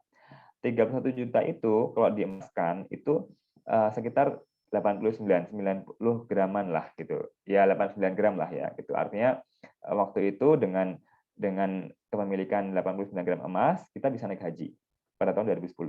Tapi 10 tahun kemudian di tahun 2020 ternyata meskipun ongkos naik hajinya naik kayak dari 31 ke 35, ternyata emas yang dibutuhkan nggak lagi 89, tapi 41. Karena apa? Karena harganya naik. Jadi yang dulunya punya 89 gram itu bisa naik gaji 1 orang, di tahun 2020, 10 tahun kemudian, bisa buat naik haji 2 orang. Gitu. Nah, itu kenapa orang juga bukan mulai ya, senang juga gitu, menabung emas untuk beberapa tujuan keuangan. Nah, ini khusus untuk wakaf. Ini tadi saya ambilkan dari salah satu konten saya di media sosial tentang wakaf gitu ya. Yang sudah paham sejarah mungkin sudah sangat familiar dengan sumur Utsman atau sumur Raumah ya yang dulu umat Islam kalau mau ambil di situ kan kalau nggak salah harus bayar. Kemudian mau dibeli sama Utsman gitu ya, tapi nggak boleh sama si orang Yahudi yang punya sumur ini. Akhirnya negosiasi, kemudian dibeli setengahnya dulu lah. Jadi 3 hari buat umat Islam buat ngambil, 3 hari buat si orang Yahudi. Tapi lama-lama karena apa namanya udah dimilikin setengahnya gitu ya sama Utsman, Akhirnya ya udah umat Islam ngambilnya pas hari-hari yang dimiliki Utsman itu, sehingga pas hari-hari yang nggak dimiliki Utsman itu sepi, lama-lama sepi gitu kan. Akhirnya ya udah orang Yahudinya melepaskan, boleh dibeli seluruhnya, dan setelah dibeli oleh Utsman diwakafkan. Nah, maksudnya adalah di sini ada proses ada proses negosiasi, ada proses pemikiran gitu ya, bagaimana sahabat Utsman ini gitu ya, beliau itu berpikir supaya dia mau menjual si sumur ini gitu. Awalnya nggak mau, ya udah setengah dulu. Akhirnya lama-lama jadi mau dijual semuanya karena mau nggak mau dia rugi kan kalau cuman dipakai ya Pak, orang-orang ngambil pas hanya pas hari kepemilikannya Utsman gitu. Artinya bicara wakaf itu bukan bicara sekedar sedekah, teman-teman. Tapi bagaimana cara membuat aset ini produktif, bermanfaat gitu. Makanya kalau ngomongin wakaf banyak yang dikaitkan dengan investasi karena memang ini sebenarnya adalah instrumen untuk pertumbuhan ekonomi. Jadi bukan sekedar ngasih sedekah selesai gitu.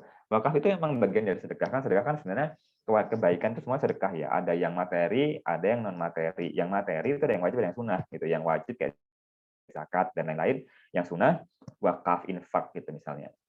Jadi gitu. Jadi akhirnya pas pas sudah dimiliki oleh Utsman, orang Yahudi juga boleh ngambil gitu. Jadi wakaf itu Utsman itu dimiliki oleh Utsman, diwakafkan, dan baik yang Muslim ataupun yang Yahudi. Nah, dari situ kita juga bisa melihat bahwa wakaf ini ada dimensi yang selain keagamaan atau keimanan. Jelas bahwa kita berwakaf itu untuk kebaikan,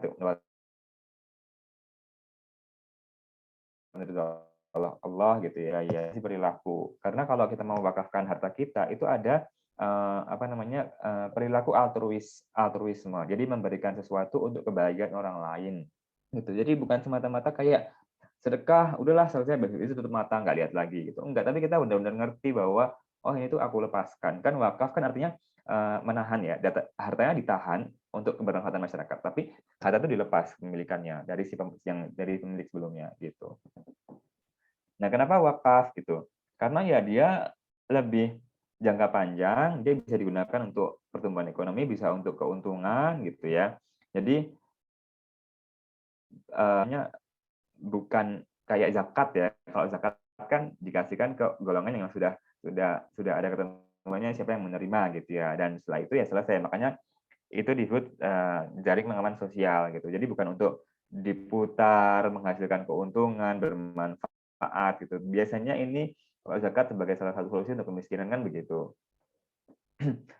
Nah, apakah wakaf dalam tanah? Enggak, itu wakaf itu bisa bentuknya uang. Atau misalnya dalam bentuk barang tapi melalui uang juga bisa. Misalnya ini kan banyak ya yang wakaf Quran tapi kok wakaf Quran kok bayar. Jadi emang wakaf Quran tapi bayarnya pakai uang. Jadi kita nggak perlu ngasih Qurannya, kita bayar uang ntar dibeliin Quran. Kayak gitu kan, jadi banyak gitu. Nah, wakaf tanah sendiri selama ini kan kita taunya dipakai buat musola atau madrasah atau masjid atau makam gitu ya, sehingga nggak begitu produktif gitu. Kecuali kalau masjidnya atau makamnya atau yang lain-lainnya itu diproduktifkan, entah gimana caranya gitu. Nah, plus kalau orang mau wakaf aset atau tanah, itu wakafnya juga yang mestinya, karena ini untuk pertumbuhan ekonomi, dia juga harus mikir bahwa yang aku pengen wakafkan ini harta yang strategis. Jangan kemudian rumah atau tanah di ujung pelosok desa sana yang nggak bisa dipakai apa-apa, diwakafin. Ya gunanya buat apa gitu, kalau emang nggak bisa dimanfaatkan kan. Makanya kita mestinya harus diubah juga. Itu wakaf itu sesuatu yang produktif, yang strategis gitu. Nah, ini kalau kita ngomongin soal proyeksi wakaf sama kayak zakat sih, teman-teman. Dengan ada yang bilang 200 triliun, ada yang bilang 1 sekian triliun gitu ya. Itu kan proyeksi gitu ya. Jadi perkiraan gitu, perkiraan aslinya segitu. Tapi ternyata realisasinya nggak sampai segitu. Bahkan pas tahun 2021 aja misalnya, nggak sampai 1 miliar pencapaian wakaf uang gitu. Kalau wakaf tanah ada sekitar 400.000 titik lokasi di seluruh Indonesia. Itu luasnya sekitar sampai 4 apa 5 kali negara asing. Enggak, gimana caranya bikin produktif? Karena kalau cuman data doang gitu ya, ya nggak produktif. Karena kan bisa dipakai buat hutan gitu kan, bisa dipakai buat perkebunan, bisa dibangun perumahan, housing untuk orang-orang yang belum punya rumah murah gitu. Contohnya seperti yang ada di sebelah ini di Singapura. Awalnya wakafnya buat masjid, masjidnya dipugar, dibagusin, terus di sekelilingnya dibangun tuh perkantoran. Jadi kayak bisnis distrik disewain, jadi ada pendapatan yang mengalir. Akhirnya jadi kawasan yang elit, kawasan yang bagus gitu. Apa yang di daerah Indonesia, rumah sakit, rumah sehat Debat Wafa, rumah sehat terpadu gitu ya. Jadi di sana juga dibangun dengan instrumen wakaf, ada zakatnya, ada infaknya, ada CSR-nya. Orang-orang yang nggak mampu bisa berobat gratis di situ. Tapi yang yang mampu berbayar gitu. Jadi inklusif juga, semua orang bisa pakai. Atau yang terbaru instrumen wakaf dengan suku gitu. Bagaimana kita wakaf gitu ya, wakaf uang, nanti uangnya dikumpulin sama nazir, sama pengelola, sama lembaga keuangan syariah pengelola wakaf uang, terima wakaf uang gitu. Nanti terus dibeliin suku. Suku itu apa? Obligasi syariah, surat utang, surat berharga syariah pemerintah buat membiayai proyek-proyek pemerintah. Jadi proyeknya dibiayai oleh suku yang dibeli sama uang wakaf gitu ya. Proyeknya berjalan ngasih manfaat. Ketika sudah tempo sukunya itu, dia ada imbal hasil. Imbal hasilnya itu digunakan untuk proyek-proyek sosial yang lain gitu. Misalnya kayak membantu di rumah sakit dan lain sebagainya. Artinya ada multiplier effect di situ, ada efek berganda. Dan nanti uang wakafnya kan karena memang itu sudah dibeliin suku, ketika sukunya udah jatuh tempo kan uangnya kembali kan, balik lagi ke nazir gitu. Nah, kalau misalnya wakafnya ini wakaf temporer, dibalikin tuh ke wakifnya, ke kita yang berdonasi wakaf. Tapi kalau misalnya permanen nggak akan diputar lagi gitu. Jadi lebih canggih gitu. Nah, sekarang orang tuh CWLS, cash wakaf link suku, kalau ada yang mau sampai bulan Juni kayaknya. Dan ini contoh-contoh wakaf yang lain ya. Ada yang tadi rumah sakit terpadu Debat Duafa. Di depannya ada Smart Excellence Indonesia juga dengan Risman Wakaf. Di sebelahnya ini ada Rumah Sakit Ahmad Wardi. Nah, ini yang saya bilang tadi imbal hasil dari suku digunakan untuk membiayai operasi mata gitu di rumah sakit ini, katarak kalau nggak salah. Nah, yang di tengah ini instrumen-instrumen wakaf yang dikaitkan, dikombinasikan itu dengan instrumen yang lain. Kayak misalnya dengan suku, yang tadi saya bilang CWLS, suku wakaf retail gitu. Terus wakaf saham, jadi sahamnya diwakafin. Terus wakaf wasiat asuransi syariah, jadi asuransinya ada diwasiatkan sebagai wakaf gitu. Terus ini contoh-contoh yang terkenal tadi di Singapura yang paling kiri bawah di pojok, yang tengah ini Zamzam Tower, jadi Tower Zamzam di Mekah yang dibangun di atas tanah wakaf, dibangunnya dengan instrumen suku. Jadi tanahnya yang wakaf gitu ya, yang diproduktifkan gitu dengan cara dibangun tower tapi bangunnya pakai suku. Jadi kebalikannya yang suku wakaf ini gitu, yang di atas tadi gitu. Wakaf chain itu wakaf melalui blockchain. Jadi blockchain itu satu teknologi yang memungkinkan semua orang itu bisa mengakses informasi kalau dibuka informasinya gitu ya, kalau diizinkan. Nah, itu jadi kalau kita berdonasi, kita bisa tahu kemana donasi kita itu disalurkan, dampaknya seperti apa. Jadi ada transparansi di situ.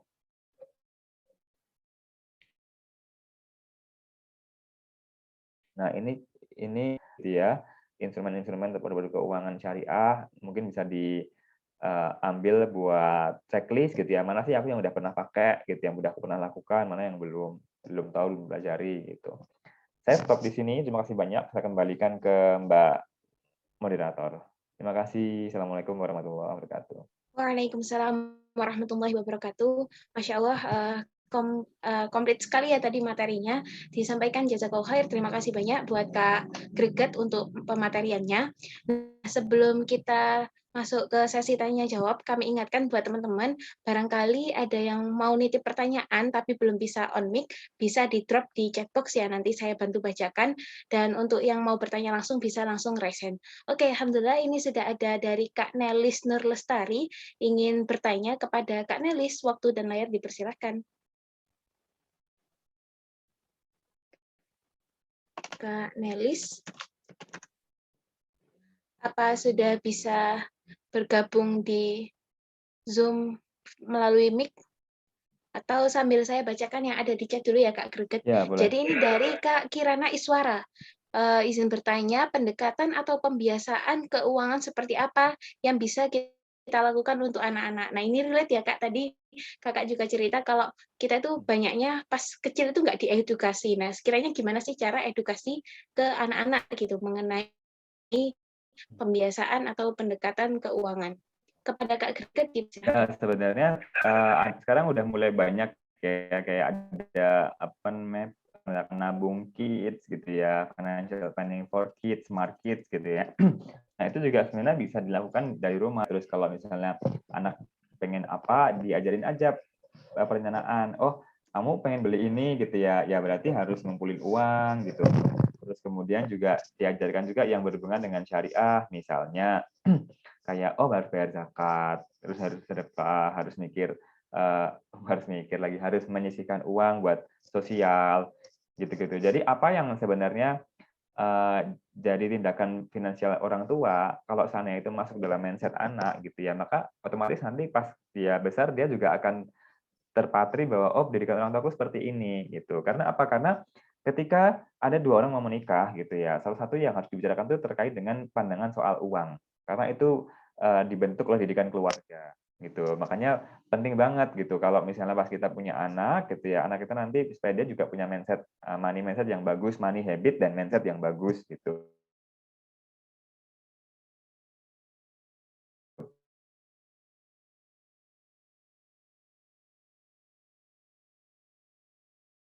Jadi harus dikasih pengertian, oh ini tuh kamu nggak butuh gitu. Misalnya dia minta dibeliin mobil umur 5 tahun kan juga itu kan nggak butuh ya, meskipun bisa,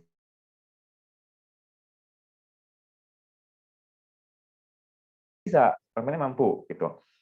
Gadget gitu ya mampu, tapi itu butuh atau enggak gitu. Jadi kebutuhan keinginan itu juga ditanamkan sejak dini gitu-gitu. Banyak lah, itu sudah banyak kok teman-teman saya juga yang financial planner ada yang bikin platform, bukan platform ya, tapi kayak modul gitu untuk ngajarin anak-anak untuk dengan keuangan gitu.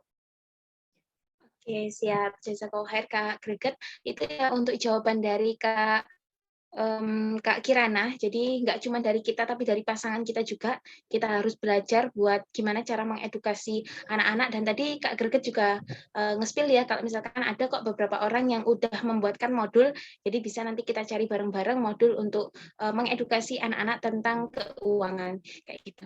Itu untuk pertanyaan dari Kak Kirana. Nah, tadi yang sempat ke-pending, Kak Nelis, sekarang alhamdulillah sudah bisa ya mikrofonnya. Kepada Kak Nelis, dipersilahkan. Iya, terima kasih. Assalamualaikum warahmatullahi wabarakatuh. Waalaikumsalam warahmatullahi wabarakatuh. Selamat pagi semuanya. Masya Allah, terima kasih Mas Greget. Sangat bagus sekali ya. Pemaparan hari ini luar biasa, materinya sangat membantu dan membuka wawasan juga. Nah, ada beberapa pertanyaan yang harus saya lontarkan, tetapi boleh nggak lebih dari satu pertanyaan? Boleh ya? Iya, jadi begini Mas, saya pernah mengikuti live Instagramnya Mas Greget. Nah, kebetulan mungkin entah belum terjawab atau mungkin saya sudah live gitu ya. Terkait dengan tadi kan saya mendengar ada passive income. Ya. Nah, terkait passive income, kebetulan nih beberapa minggu ke belakang itu saya mendapatkan tawaran dari rekan kerja terkait menjadi sekutu pasif dalam berbisnis gitu ya. Nah, kira-kira poin-poin apa saja yang harus saya tekankan dalam menerima tawaran tersebut selain akad yang jelas supaya saya menjadi sekutu pasif yang berkah tentunya gitu. Ya. Itu yang pertama ya. Apa langsung dijawab atau Yang kedua apa? Oke. Yang kedua terkait zakat. Mohon maaf sebelumnya, kalau memang setiap bulan saya biasanya belajar untuk menyisihkan 2,5% dari penghasilan saya. Saya bukan orang kaya raya, tetapi penghasilan saya tetap gitu ya, walaupun tidak besar seperti orang lain gitu.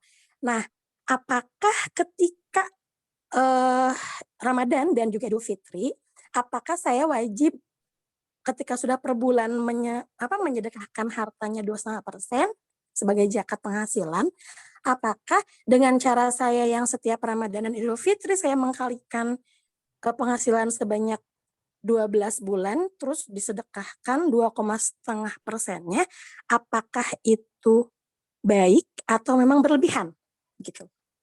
Mungkin gitu Mas. Sebentar, yang pertanyaan keduanya saya agak bingung. Jadi sudah menyedekahkan, dia sudah membayar zakat 2,5% setiap bulan gitu ya. Ya. Terus pas Ramadan kenapa tadi pas Ramadan? Jadi ketika Ramadan dan Idul Fitri tiba kan senang ya kalau kita misalnya berbagi. Nah, ini maaf ya bukan bukan maksud Bukan untuk ria gitu ya? kan ya. Heeh. Jadi saya butuh kepastian yang memang harus saya terapkan gitu kan. Nah, selama ini saya menerapkan setiap bulan, saya belajar menyedekahkan harta saya 2,5% gitu ya. Mhm. Nah, setiap Ramadan tiba dan Lebaran tiba, itu, kebiasaan saya mengkalikan penghasilan saya selama setahun, berarti kan kali 12 tuh ya. Nah, Mhm. 2,5%-nya saya, jadikan untuk berbagi. Nah, itu kira-kira kewajiban atau memang bagaimana gitu? Ya. Ya, saya Ya, jawab yang nomor 2 dulu ya. Ini lebih menarik yang nomor 2, oke. biar nggak lupa juga. Jadi memang ketika kita punya penghasilan yang melebihi nisab, jadi kita harus tahu dulu bahwa penghasilan kita melebihi nisab. Nisabnya itu kalau nggak salah 6.600.000 sekian, entar cek aja di Basnas gitu ya, ada surat edarannya. Nah, kalau sudah melebihi nisab per bulannya segitu, atau bisa juga dikalikan per tahunnya gitu, 2 kali 12 gitu ya, kalau udah melebihi nisab, kita wajib membayar zakat 2,5%, minimal 2,5%. Lebih daripada itu jadi sedekah gitu. Maksudnya yang wajib itu 2,5% gitu. Nah, tadi kan Mbak sudah membayar per bulannya ya, sama saya juga begitu 2,5. Jadi kewajiban untuk membayar zakat per bulan atau zakat per tahun 2,5% dari penghasilan itu udah gugur gitu. Itu zakat penghasilan. Nah, ketika pas Ramadan dengan niat yang mulia gitu ya, dihitung lagi tuh gaji setahun dikalikan 2,5% dizakatin lagi, itu sudah bukan lagi zakat, itu sedekah jadinya. Tapi nggak apa-apa, itu bagus gitu. Jadi kita kan nggak ada batasan ya untuk bersedekah tuh berapa banyak gitu. Jadi yang penting kewajibannya sudah gugur dulu zakatnya, baru setelah itu sedekah gitu. Atau mungkin bisa diwakafin gitu ya, apa namanya, ke mestinya biar nggak cuma infak tapi wakaf. Dan bisa juga yang 2,5 ini dikasihkannya ke yang dekat-dekat aja, kayak misalnya keponakan-ponakan, tetangga kita yang kurang mampu. Jadi juga memberikan manfaat ke sebagian. Kan ada urutannya ya, kalau misalnya kita mau bersedekah tuh, yang paling dekat tuh ke keluarga dulu, baru nanti yang jauh-jauh, begitu. Nah, terus kemudian, oh ya, dan juga itu kan baru zakat penghasilan. Ada juga baiknya, ketimbang tadi yang dihitung lagi harus dibayar di pas bulan Ramadan tadi, dihitung juga deh zakat-zakat harta yang lain, kayak misalnya punya investasi, punya emas gitu ya nggak dipakai, terus punya tabungan gitu ya, itu kan kalau udah setahun udah kena nisab 85 gram tadi, itu juga harus dizakatin. Jangan-jangan itu belum. Nah, mendingan yang tadi yang kedua yang pas Ramadan atau Lebaran tadi buat bayar itu, sehingga semuanya udah lebih hati-hati, lebih lebih lebih apa ya, lebih pas bahwa oh aku juga ngezakatin harta yang lain kok gitu. Terus selain itu saya boleh share screen ya, saya mau nunjukin. Nah ini saya tunjukin mana ya kemarin yang soal zakat. Nah ini di sini kan ada sebentar. Di sini tuh ada tabel zakat nih. Yang biasanya udah kita bayar tuh zakat penghasilan untuk profesi yang di atas ini. Kelihatan kan ya? Nah, di sini. Padahal ada Ya, banyak tuh, ada yang kalau punya bisnis, yang pertanian, hasil ternak. Nah, terus kalau THR-nya ternyata misalnya THR-nya sebesar gaji, itu kan juga berarti harus dizakatin. Kalau yang dapat THR ya, terus tabungan, saham, emas, perak, rikas ini udah jarang kita ada temuan kan. Dan juga jangan lupa Ramadan bayar zakat fitrah gitu. Jadi gitu, itu pertanyaan kedua. Pertanyaan pertama, ini saya jadi ingat ada nih kemarin yang nanya di Q&A tapi saya belum sempat bales gitu. Karena emang saya juga nggak punya apa namanya jawaban yang teoretis ya untuk itu ya gitu. Maksudnya harus apa aja sih yang kita checklist? Kalau saya sih gini, tadi kan udah clear soal akad ya. Oh ini musyarakah, oh ini mudharabah, kita berapa kontribusinya selesai gitu kan. Kalau sekutu pasif kan berarti mungkin CV gitu kayak. Yang paling penting adalah kejelasan bisnisnya sih sebelum masuk ke akadnya itu gitu. Maksudnya tadi zat bisnisnya itu apa gitu. Apakah ini bisnis yang positif yang memang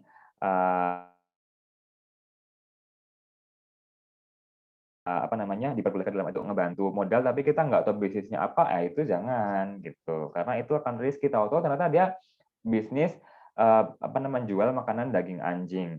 Itu double tuh apa namanya konsekuensinya gitu. Karena apa? Anjing bukan makanan gitu. Terus yang kedua itu kalau penindakan tuh haram kan gitu. Nah, jadi kita kena juga gitu.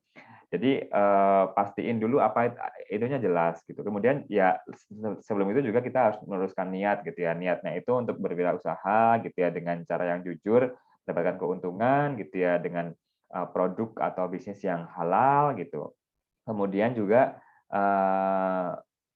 tadi yang kedua secara kontraknya gitu ya, akadnya. Kalau misalnya itu dituangkan dalam bentuk hitam di atas putih atau pada badan hukumnya kan CV misalnya atau PT gitu ya, harus clear, pastikan itu syariah gitu. Misalnya oh ini modelnya adalah musyarakah.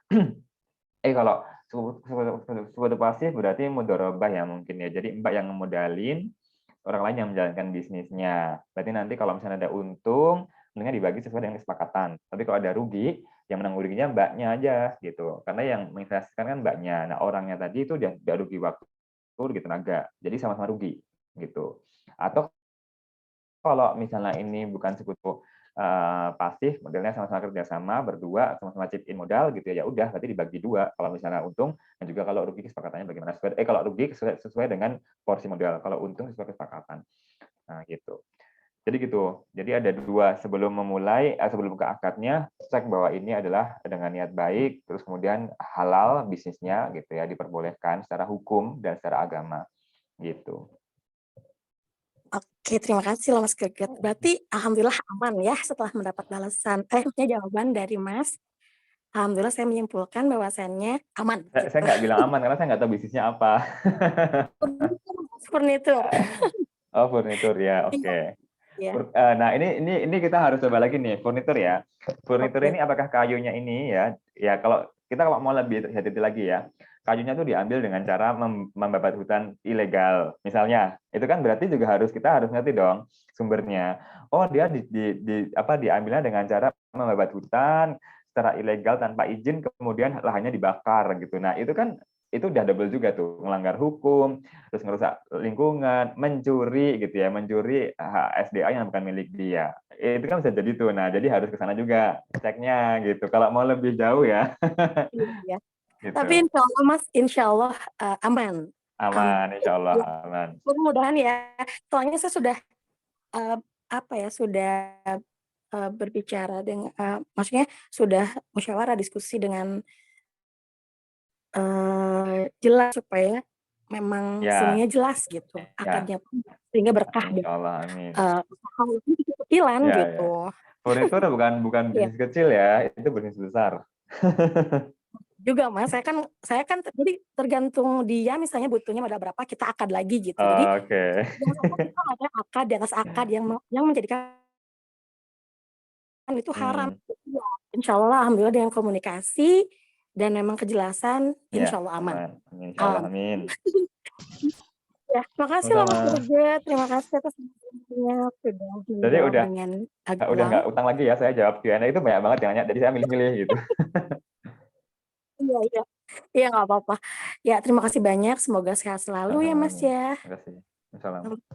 Waalaikumsalam warahmatullahi wabarakatuh. Masya Allah, menarik banget ya tadi dari Kak Nelis Halo Bu, yang belum izin sempat tanya Bu. dijelaskan. Oh iya, Kak Ian, mungkin dipersilahkan kalau misalkan ada pertanyaan. Ya, Mas Greget, pertanyaan saya tadi, ulasan tadi. Ada tadi istilah wakaf produktif. Keluarnya hasil passive income. Nah, dari proses wakaf produktif keluar passive income itu kan berarti ada pengelola wakafnya, dana wakafnya. Nah, itu sebenarnya itu pengelola dana wakaf ini tuh tanggung jawab tata kelola secara aturan itu bagaimana ya? Apakah hanya pengelola wakaf ini cuma cari dana murah saja apa dana cuma-cuma gitu di pasar? Ya, Anda kan orang keuangan gitu. Ya, Coba Pak dikasih persepsi. ya kalau di Indonesia ya Pak, itu kan masing-masing dari instrumen ini ada lembaganya. Jadi kayak misalnya kalau kita bicara zakat, maka dia akan menghidup peraturan zakat yang juga dikoordinasikan oleh Badan Amil Zakat Nasional atau Basnas. Nah kalau wakaf itu juga ada Badan Wakaf Indonesia, BWI. Jadi semuanya ke sana. Jadi setiap nazir tuh mestinya kalau dia adalah nazir yang terdaftar, dia masuk ke dalam catatan BWI, sehingga dalam proses tata kelolanya dia akan mengikuti aturan dari BWI Indonesia gitu. Jadi ada. Kemudian yang kedua, kalau itu adalah transaksi keuangan, misalnya dia menghimpun dari masyarakat, mestinya dia juga harus mengikuti aturan dari OJK. Kalau itu terkait, misalnya kan gini, jadi ada instrumen keuangan, wakaf, zakat dan lain-lain. Ada yang cara menghimpunnya menggunakan fintech, menggunakan bank. Nah itu kan aturannya juga menginduk ke OJK. Atau kalau misalnya itu payment gateway gitu ya, membayar lewat e-wallet dan lain-lain, menginduk ke Bank Indonesia gitu. Jadi kalau memang itu legal institusinya gitu ya, mereka pasti akan merujuk pada undang-undang dan peraturan yang dikeluarkan oleh lembaga-lembaga tadi gitu. Jadi pasti harusnya sudah ada. Makanya selalu di bentuknya apapun lah gitu, entah zakat, entah wakaf gitu, itu pilihlah lembaga gitu ketimbang menyalurkan langsung. Langsung juga nggak apa-apa, tapi kalau ke lembaga dia akan pertama lebih terukur nanti dampaknya, lebih terkelola juga sehingga proyeknya juga lebih produktif. Lalu yang ketiga dia juga akan menghindari adanya perasaan kan kadang-kadang kalau misalnya langsung kita kasih kan kasihan sama si beneficiary-nya ya. Jadi ada perasaan kayak jadi kita yang di atas dia yang di bawah. Tapi kalau disalurkan lewat lembaga itu kan sah gitu. Jadi dia juga mengangkat harkat penyampaiannya itu juga. Dan yang keempat tadi ada proses kontrol tadi kalau misalnya ke lembaga gitu. Jadi ke lembaga yang terdaftar otoritas terkait gitu. Jadi di BWI atau di Basnas gitu. Atau di tadi menginduk ke OJK gitu. Semoga ini menjawab, Pak. Maaf, maksud saya terminologi wakaf produktif keluar outputnya kan passive income. Berarti itu kan anggap aja tadi penjelasan Anda ada aset, baik itu modal aset, ada modal uang. Outputnya kan keluarnya profit atau untung atau cuan gitu. Nah ini sebenarnya pengelola wakaf ini nih perusahaan swasta yang lagi cari uang murah di pasar tapi pakai kemasannya wakaf. Bukan, Pak. Atau ada bagaimana lembaga wakaf. Lembaga wakaf itu ada yang private kayak misalnya dompet wakaf, Mas Zakat itu mereka juga menghimpun wakaf. Mereka melakukan proses pemberdayaan uang wakaf melalui proyek tadi gitu. Baik itu wakaf yang bentuknya aset atau wakaf yang bentuknya uang gitu. Jadi semuanya itu bukan lantas perusahaan tahu-tahu menghimpun uang wakaf terus kemudian dia memutar, enggak, hanya mereka yang berstatus sebagai lembaga wakaf saja yang seharusnya boleh menghimpun wakaf gitu. Kalau itu bentuknya adalah bank gitu ya, itu biasanya dikategorisasikan sebagai lembaga keuangan syariah penerimanya BSI, Bank Syariah Indonesia. Tapi dia juga pasti akan berkoordinasi dengan BWI begitu. Jadi bukan sembarang lembaga, intinya lembaga yang berbadan hukum kemudian dia menghimpun wakaf, tidak.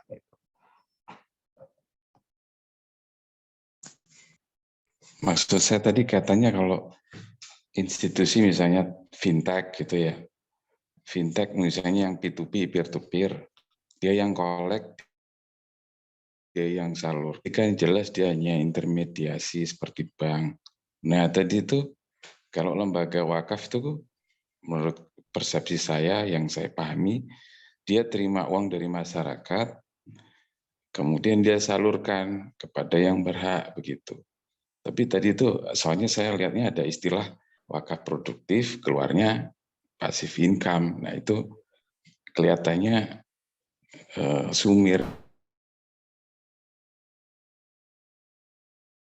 Ya, tapi diputar ya, karena yang namanya harta wakaf itu kan aset atau harta wakafnya harus retain, harus ditahan dan tidak boleh berkurang gitu. Jadi kalaupun dia disalurkan itu benar dalam program, jadi tidak diberikan begitu ya. Mestinya dia harus benar di retain, harus bertahan karena itu kepemilikannya adalah milik Allah gitu. Itu pertama. Yang kedua, maksudnya passive income itu adalah ketika wakaf itu kemudian dikelola, misalnya ya, ketika dikelola seperti yang tadi saya sebutkan cash wakaf link suku, ketika cash wakaf dikumpulkan, kemudian diinvestasikan ke dalam satu instrumen yang disebut dengan suku, maka kan akan muncul imbal hasil. Dan ini pasti, karena dia jamin sama undang-undang, kan kalau suku kan. Ketika dia imbal hasilnya ada, berarti kan itu passive income, Pak. Dan passive income itu nggak kembali ke orang yang berwakaf, tapi diputar lagi untuk donasi sosial. Gitu. Nah, ini bukan teori ya, ini sudah ada praktiknya. Sudah ketiga kalinya ini dikeluarkan instrumen kesetaraan sukuk oleh pemerintah gitu.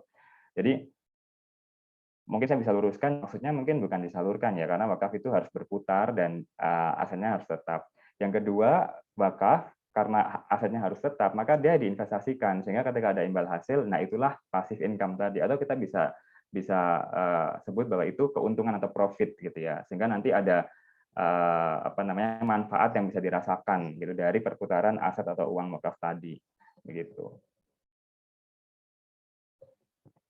Bagaimana Bapak Ian, apakah sudah cukup menjawab? Penerima manfaat sukuk itu siapa ya, Mas? Kalau saya pribadi ya lebih baik saya beli sukuk aja kan gitu. Secara pribadi, kenapa harus lewat pengelola wakaf kan gitu. Nah, tadi kalau penerima manfaatnya tadi, oh ini untuk bangun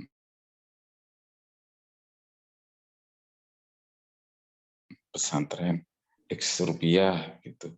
Nah, itu mungkin ada benarnya. Nah, mungkin istilahnya bukan passive income. Memang suku keluar namanya ujrohnya kan gitu kira-kira. Kalau Bapak mau beli suku sendiri, suku retail juga nggak masalah. Tapi kan kalau suku retail itu berarti Bapak mengharapkan kembali dari prinsip yang Bapak berikan tadi kan. Misalnya kalau misalnya saya beli satu instrumen suku, kemudian nanti setelah 2 tahun jatuh tempo gitu ya, suku retail, uang akan kembali plus imbal hasil saya. Itu kalau plusnya investasi. Tapi kalau yang menggunakan wakaf tadi, penerima suku. Maksudnya mungkin adalah penggunaan uang investasi suku kali ya. Uang investasi suku digunakan untuk membayar proyek-proyek dari pemerintah, yang mana juga yang menggunakan masyarakat. Jadi uang wakaf tadi digunakan untuk membeli suku, sukunya membiayai proyek-proyek pemerintah. Imbal hasilnya disalurkan untuk proyek sosial, begitu. Nah, kalau pilihan mendingan saya beli suku sendiri loh, itu kan kalau misalnya memang kita mau investasi, belinya suku retail. Tapi kan dalam hal ini ada pilihan lain untuk orang yang mau berwakaf, dan instrumen yang ditawarkan bisa wakaf saham, bisa cash wakaf link suku, bisa cash wakaf biasa gitu. Jadi sebenarnya itu preferensi sih Pak gitu. Mana yang mau kita gunakan, mau kita beli begitu ya, mana yang menjadi tujuan keuangan kita. Barangkali begitu kali ya. Oke, baik. Mengingat waktunya juga sudah terbatas, ya, yang kemungkinan juga nanti Kak Greget ada kegiatan dan juga teman-teman lainnya juga, maka mungkin untuk sesi tanya jawab kita cukupkan saja ya Kak ya. Nanti barangkali ada teman-teman atau sobat wakaf tani sekalian yang pengen diskusi lebih lanjut. Seperti tadi kata Kak Greget ini suka buka IG live gitu atau question box di Instagram, jadi bisa ikut aja tuh di sesi-sesi yang diadakan sama Kak Greget di Instagramnya, kayak gitu. Oke. Sebentar nih, Bapak tadi tanya dulu masih ada Oh ya, pertanyaan atau Bapak enggak? Ian tadi ya. Bapak Ian tadi sepertinya sudah tidak ada di room Zoom, Kak. Oh, tadi saya perlu klarifikasi ya, di dalam presentasi saya tidak menyebutkan wakaf passive income ya, tapi passive income tadi istilahnya muncul ketika kita membahas merdeka finansial itu. Jadi di dalam konsep wakafnya ini mungkin yang membuat bingung kan itu ya, bagaimana ada passive income gitu, bagaimana ada profit. Memang wakaf itu bisa memberikan profit gitu.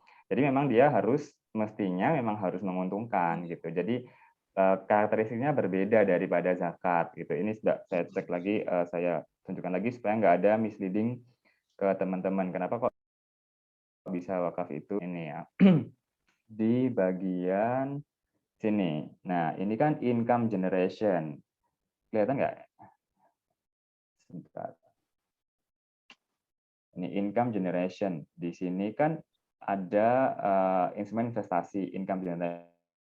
Nah, ini benar, memang boleh. Jadi wakaf itu memang asetnya mestinya dia harus ditahan gitu ya, dia nggak boleh habis karena diwakafkan, tapi dia boleh diputar sehingga dari perputaran itu dia menghasilkan gitu, begitu. Nah, kalau pertanyaan lanjutannya hasilnya ke siapa? Ya hasilnya memang nanti akan diberikan ke masyarakat, makanya yang mengelola adalah organisasi namanya Nazir gitu. Sebetulnya ada Duafa, Rumah Zakat gitu. Itu kali ya.